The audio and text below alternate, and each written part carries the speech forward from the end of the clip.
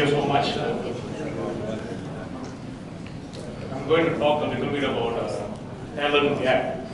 See, people have been talking from yesterday about performance, about building up talent, and this is slightly towards supply chain logistics. I'm picking that industry as a reference, as an example, so that we can look at talent gap in terms of supply chain logistics. Two reasons to pick that industry.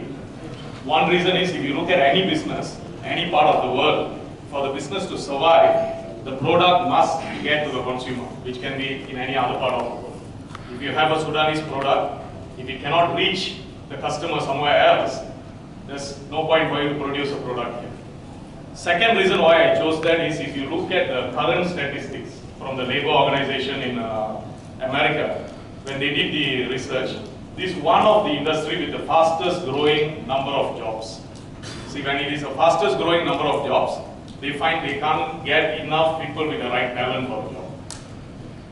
So, to come to the point on talent gap, we'll first look at global demographics. What is the current situation of that particular industry?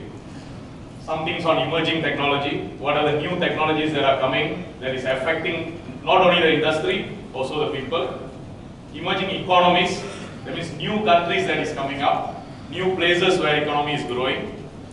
Then we look at a little bit on supply chain innovation with all those new economy and new technology. What kind of innovation is taking place in the industry?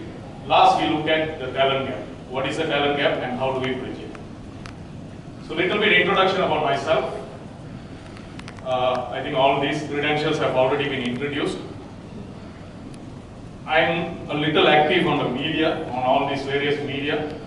I have this website called ravi.com.my. I'll tell you a little bit later why that website was created. I come from a country called Malaysia. Small country, very difficult to find on the world map. So, most places when I go and I ask people where's Malaysia, very, very few times I will get anyone who knows where's Malaysia. See, Malaysia is in this small place over there.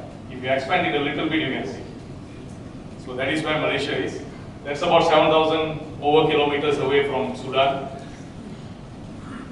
Okay, coming back to why I created my website. If you look at me, I probably don't look like a Malay. I have a person from Malaysia over there from Petronas. She is Malay. Those are the native people of my country. My grandparents, way back in 1902, they came from India. Same like Professor Selvaraj, same like Ron Rajan. We also have Chinese people who came 300-400 years ago from China. So what happened is we are a British colony. We were originally Portuguese, then Dutch, then last was British. So the British time, they brought a lot of Indians from India. And they brought a lot of Chinese to work in the tin mines. So we are all a legacy. What happened is when my grandfather came, he never went back. So by the time my father is born, then I am born, the third generation, then I will go back to India to look at where's my relatives. Because we've completely lost touch. So that website earlier was done in order to check my roots in India. Putting all the different information, then I published it in a paper in India, then start looking for my great-grandfather's place. So after about 1 year, 2 years of research, then we found one of the grandfathers. So if you expand Malaysia a little bit, it has two parts. That Peninsular Malaysia, where Kuala Lumpur is, the capital city. Then you have East Malaysia. Comparison-wise, it's like that. Population, we have about 29 million. You have about 37 million. Land area, we are very small, like I said. So you have about 2.5 million kilometers, square kilometers. We are only about 300 over 1,000 square kilometers. So that is